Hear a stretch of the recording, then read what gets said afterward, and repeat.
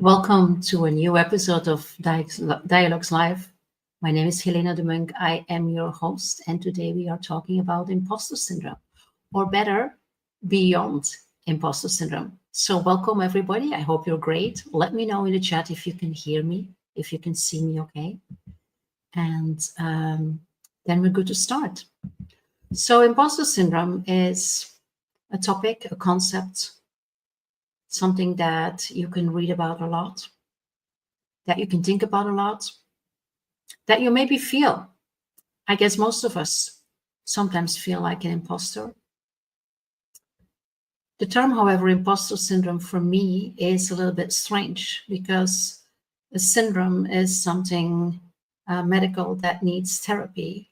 And basically, feeling like an imposter is not really a syndrome.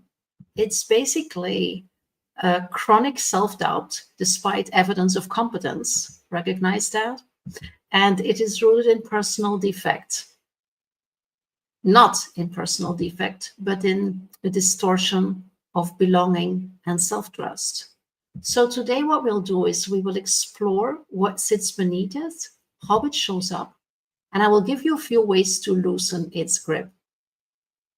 Before we do that, I would like to extend an invitation. If you are here live, I invite you to join me here on stage. I will put a link in the comments so that basically you can just copy paste it, click on it, and then you can join me here on stage to be part of the conversation or to share your experiences or to ask your questions. If you don't feel confident to do that, then of course you can just stay in the audience as an observer, but feel free to share your views and experiences also in the comments, even if you are watching this delayed in the replay, because I'm monitoring the chat and the comments. And if needed, I will get back to you with whatever it is that you need. So participate in this conversation. That's the whole idea. I can sit here, of course, and tell you what I know and how I experience imposter syndrome and how I work with it with my clients. But we can give the conversation a lot more interaction if we have your input. That is very, very obvious. If you join me on stage, just be aware that you will be recorded and that you will be live streamed on LinkedIn and Facebook and YouTube, just so you know, all right? So don't let your imposter syndrome keep you from doing this, all right? That's the whole thing. So what is really going on? For me, the imposter syndrome is something that is built on three very, very important pillars that you probably also know. The first one is perfectionism. Perfectionism is basically control replacing confidence. I'm a reformed perfectionist. Sometimes it still shows up. And it is one of the things that we can link to imposter syndrome, because instead of trying to belong, and this is something that I will come back to talk about later today, we try to perform. And we try to perform extremely well. We put our own standards, like this will be what is needed in order to be taken seriously, in order to be seen as a professional, in order to do a good job, in order to deliver. Perfectionism is a very dangerous concept to live by. And it's extremely hard, not only for the people around you, but also for yourself.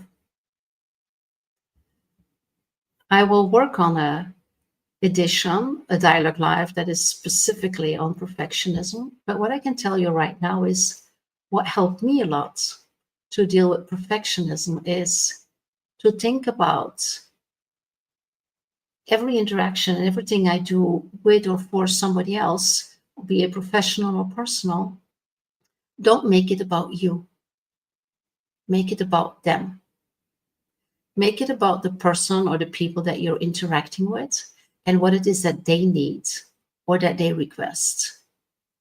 And you will have a completely different energy and a completely different outcome and a completely different experience. So, but perfectionism is one of the 3 pillars that we could put under imposter syndrome. The second one is the inner critic.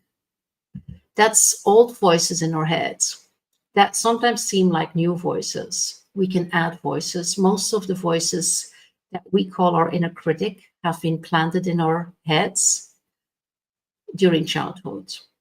Most of them have been planting in our heads during childhood by people who meant very, very well with us, or parents, caregivers, teachers, friends. Most of these statements or ideas were meant to keep you safe, to keep you secure, although reality shows that there's also inner critic voices that were put there with not that good intentions, but that's a different story. But basically, our inner critic keeps score. It's focused on what goes wrong, on what doesn't work well, on where we fail. It doesn't celebrate successes. And that's another one that is related to our imposter syndrome. And the third element or third pillar is limiting beliefs. And these are inherited or self-fabricated scripts about worth, visibility, and readiness. A very good example that I see very often in the work that I do with women leaders is this imposter syndrome based on the limiting beliefs when they are preparing for salary negotiations, when they are preparing for a promotion conversation, or when they are applying for a new job. Think of it. How many of us have or know other people that get stuck in their career because of limiting beliefs and imposter syndrome? I'm not good enough for this job. I don't have all the qualifications for this job, etc., etc. You name them. I know that you know them. It is something that is extremely, extremely research-based, common for women mid-career, even high-level executives. So imposter syndrome is basically related with these 3 pillars. And that means that it's not like a simple thing to solve. It means that it is complex. It's not complicated, but it is complex. And it's important to understand these elements. All right. So I guess that you all know examples of these 3 fundamentals. Just think of some of those so you can become aware of them. When are you using perfectionism? When are you listening too much to your inner critic? And when do your limiting beliefs play? Or maybe a mix of them, where you start to feel that you are not at the right place, that you do not deserve what you want, that people will see you for who you really are. Just think of that in your own situation.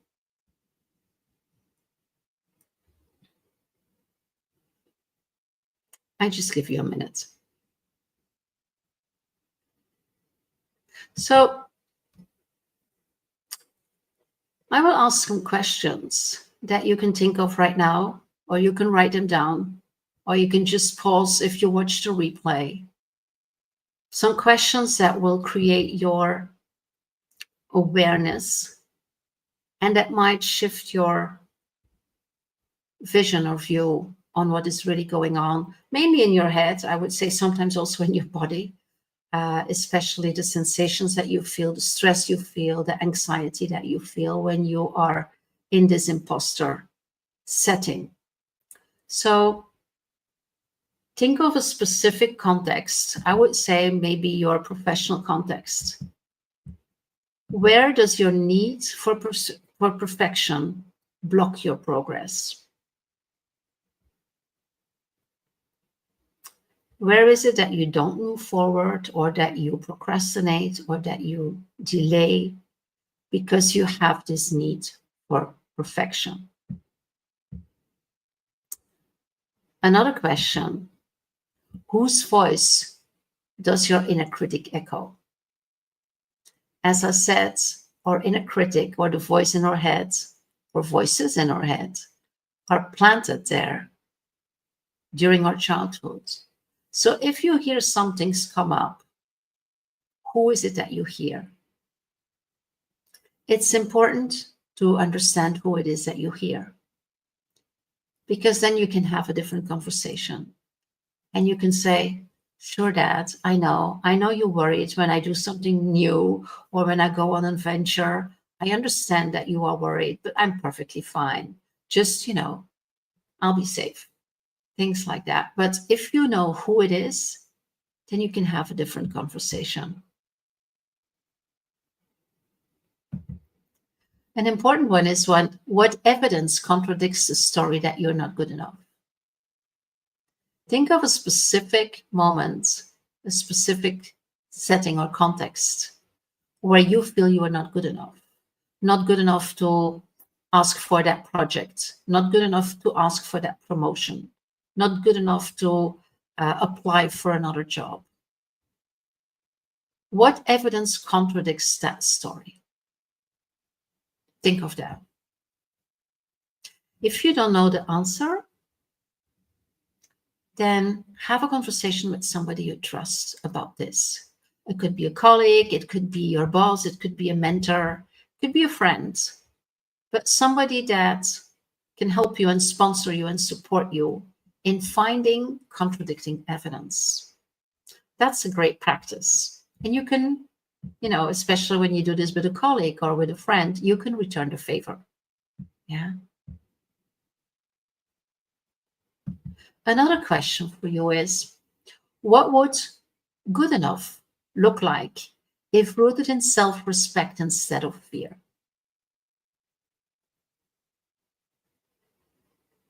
Think of what I said. Don't make it about you.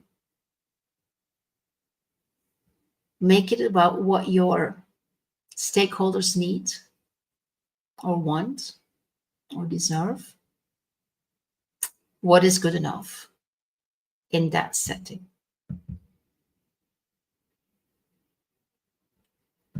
And another question, that's an important one. Which belief about success or worth are you ready to retire? Are you ready to get rid of? Based on maybe an aha moment that you have now during this small, short reflection period, what belief about success or worth can you let go of? Because it doesn't serve you any longer. Think of that.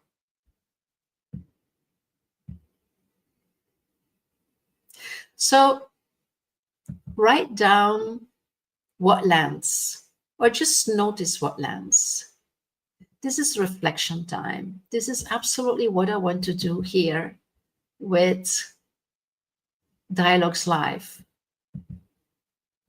It is to pause a little bit and to bring you into a mindset and a state of presence where you can think about what is going on in this setting, what is going on with imposter in your situation specifically.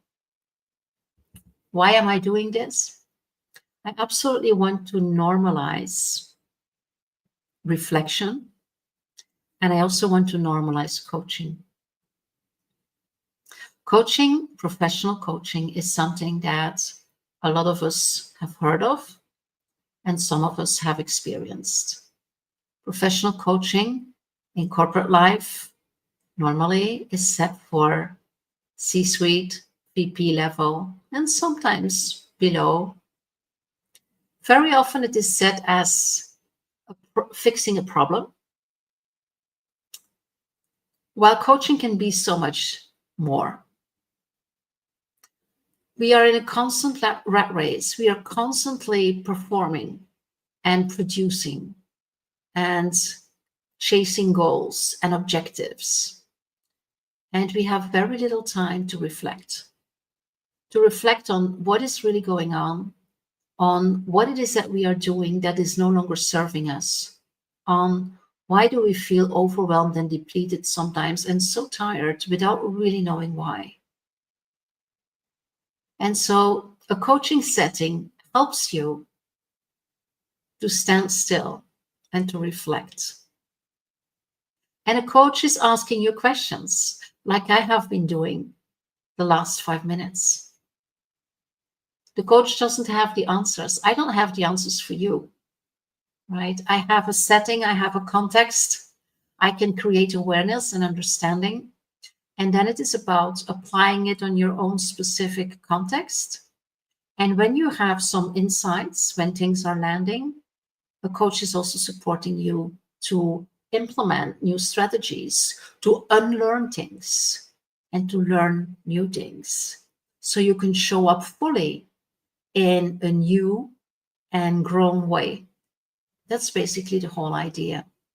So I want to normalize coaching. Coaching is something that I've been doing for 20 years as a coach. And before that, I've been doing for almost 20 years in recruitment and search, where a big part of my role was career coaching. And so basically, all this experience I have consolidated in an application that I've built and that has been launched last month. It is called Dialogues with Helena. If you have a QR code reader at the left, I don't know, I guess it's right for you, at the left top of my screen, you see a QR code where you have the link to Dialogues with Helena, but I will also put it in the chat. So you have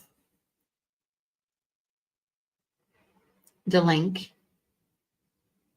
What I did here was, or my goal or my intention is to make coaching available for every woman in every moment, wherever you are, whenever you need it, because it is an online application that is hyper-personalized, really focused on what you need on your setting once you filled out the profile. And then you can just have a conversation with my avatar. And my avatar is trained on my coaching expertise, my programs, my knowledge. I would say my wisdom, if I may.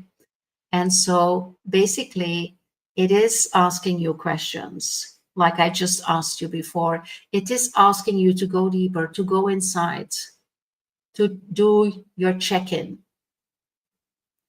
and then bring your resources in order also to implement what you have found. So basically, I'm really, really happy to be able to introduce this, because this does really make coaching accessible for everybody, not only for the privileged ones that have, a budget, or where the corporate has a budget. And it is also accessible at any time, because my clients are also using it, because we have for weekly or bi-weekly or monthly sessions.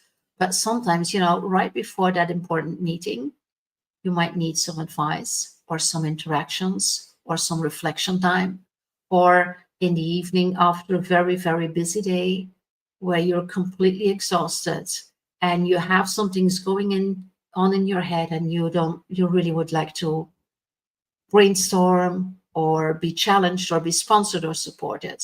That is actually why I have been building Dialogues with Helena.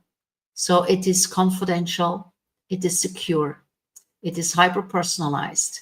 It's a complete platform where you find your resources, where you have reflection prompts, where you have a memory about all the conversations that you had with my avatar before.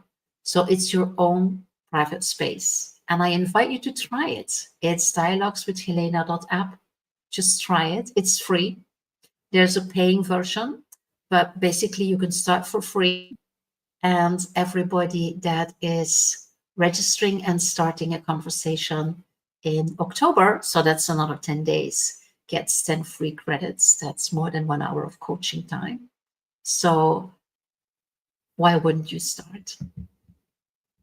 So this is basically something that I wanted to share with you. I will not give you a tour. When you go to the application, when you go to dialogueswithhelena.app, you'll find all the information, and then you can sign up. You will be asked the first time to sign up and to enter a code just to check that you are a real person, and then you can sign in.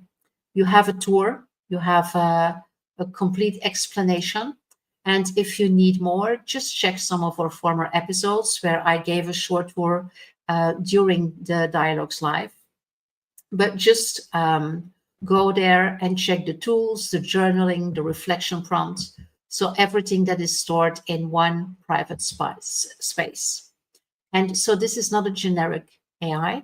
It's not like you are asking your questions into the AI universe, not knowing where it goes. This is a secure, encrypted space, especially for you. I built that especially for you, and I build it in a way that I would like to have it myself. Okay. So the QR code is here on the screen. The link is in the comments. Right now it is optimized for laptop and tablets. There's speech to text function there.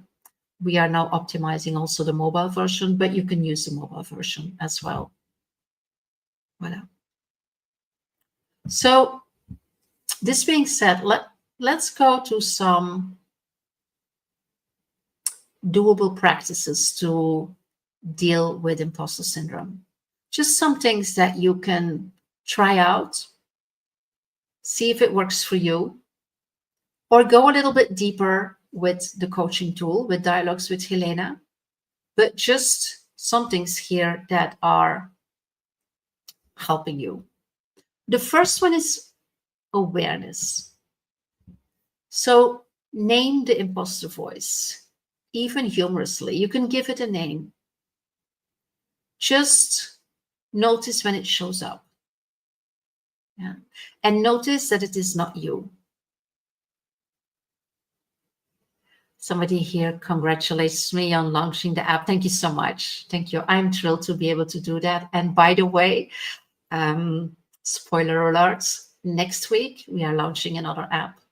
Next week's dialogues will be about career strategy, and I will talk to you about another app, because this is really the way to support women to have very accessible tools that help them in their professional and personal growth.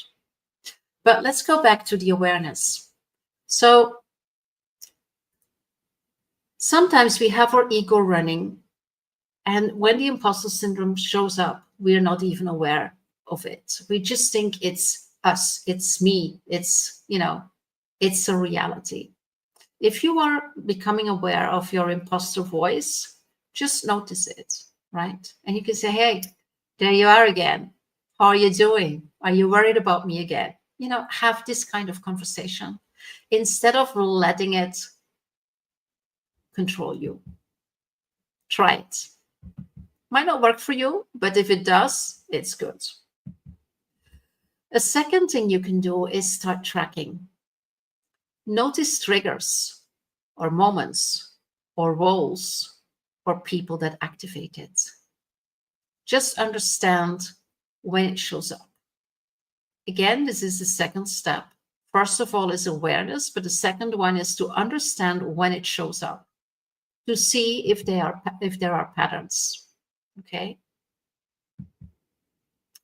The third thing is try to reframe it. Try to understand what it is saying, because very often the underlying inner critic is trying to keep you safe. So let's say that there's kind of good intentions involved. So it is about reframing, and you can reframe by looking at things in a different way. And if you have a problem doing that, then you can talk with a trusted friend or colleague in order to make it more visible. Yeah. So if you are really doubting about this promotion, or if you really feel so anxious to talk with your boss about a salary raise, talk about it with somebody, right? And chances are, if this is somebody that has your back, chances are that they will support you in a way that you can learn from, in a way that you would also probably support a colleague or a friend or a family member, but you do not do yourself that favor. So see if you can reframe it for yourself. And if that doesn't work, reframe it with somebody you trust. Or just go to the app, go to Dialogues with Helena and talk about this. I can assure you that my AI avatar will give you a lot of questions and also a lot of support and reframing options to see things in a different way. What you can also try is mentorship. Support others that have doubts, because it mirrors healing back to you. So if you are managing a team, if you are a mentor, if you are a role model for people, then take this up, support people in order to help them to overcome their imposter syndrome. And it will open doors for you as well. Try it. Those who have tried know that this works. Something that works very, very good is the embodiment part. If you feel that imposter syndrome coming up, or if you feel that it's perfectionism, or this inner critic is yelling very loud, or your limiting beliefs are like crushing you, then pause and breathe. Pause and ground. Watch your posture. Sit straight or stand up and breathe. Breathe through your imposter syndrome. I'm not going into detail here, but physiologically give your body and your brain a signal that it is okay, that nothing is going to threaten you. Just breathe. Just create awareness before high-stake moments. I have breathing practices with my clients. I have breathing practices basically all the time, but especially when you feel that you are overwhelmed by something, that you feel anxious, just breathe as deep as you can and do this for a couple of minutes if possible. Before that important meeting, before that negotiation conversation, before that difficult conversation, if you have to go to the restroom, and breathe for 3-5 minutes. And always breathe in like 3 or 4 counts and breathe out 6 or 8 counts, whatever makes you comfortable, depending on how much breathing exercise or practice you have. Just try it. It's the most accessible and simple practice that you can have. If you don't know how to start this, there's so many breathing applications downloadable on your mobile that can help you with that. It's a life changer and sometimes a life saver. And another thing to deal with your imposter syndrome, celebrate. Keep record and track and share your wins. Ask for feedback. Don't shy away. Receive acknowledgement. If somebody says you did that great, say thank you instead of, yeah, that's normal. Keep track of your words and your successes and what you manifest. It is so important. And especially women, as women, we don't do this enough. We think that people will see it, or we think that should not, give us this taps on the shoulder. We feel that we should be more modest. That's not true. That's not true. Be proud of what you have accomplished. Be proud of your successes, even if they're really small. Just record them and share them. Share them on LinkedIn, right? Share them on Facebook if you are on Facebook. Share them with colleagues. Share them with your friends. Celebrate. Everything that is a reason to celebrate, use it. So all of this is giving you some ideas on how to deal with imposter syndrome. All of this are starters. We have to start somewhere. The interesting thing is that there's this gap between knowing and doing. There's this gap between awareness and implementation. There's this gap between I want to change this and developing new attitudes, developing new views, or unlearning things. And that's where a coach can help you. If you have a coach, that's amazing. Be it a professional coach or a life coach, he or she can help you with this. If you don't, just try Dialogues. Dialogues with Helena.app is basically going to give you a foundation and an understanding and an experience of what it is to be coached. And I wish you to have that experience, because it can be life-changing. And it's so important to have this possibility for personal and professional growth. And that's basically, as I already said, the main reason why I made this accessible for everybody for free. So there you go. You have no reason not to try it. So hope to see you next week.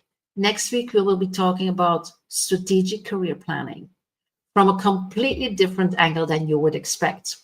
So stay with us. Mondays, 8 p.m. Central European Time, 11 a.m. Pacific Time. Thank you for being with me. If you have any questions, any feedback, leave it in the comments. I will be monitoring it, even if you watch the replay, or just direct message me. You can find me. I'm on LinkedIn, I'm on YouTube, I'm on Facebook. You can, it's very easy to send me a message, and I will certainly take it from there. So have a great rest of your week. Take care. Hope to see you next week, and hope to see you inside Dialogues with Helena. Take care. Much love. Bye.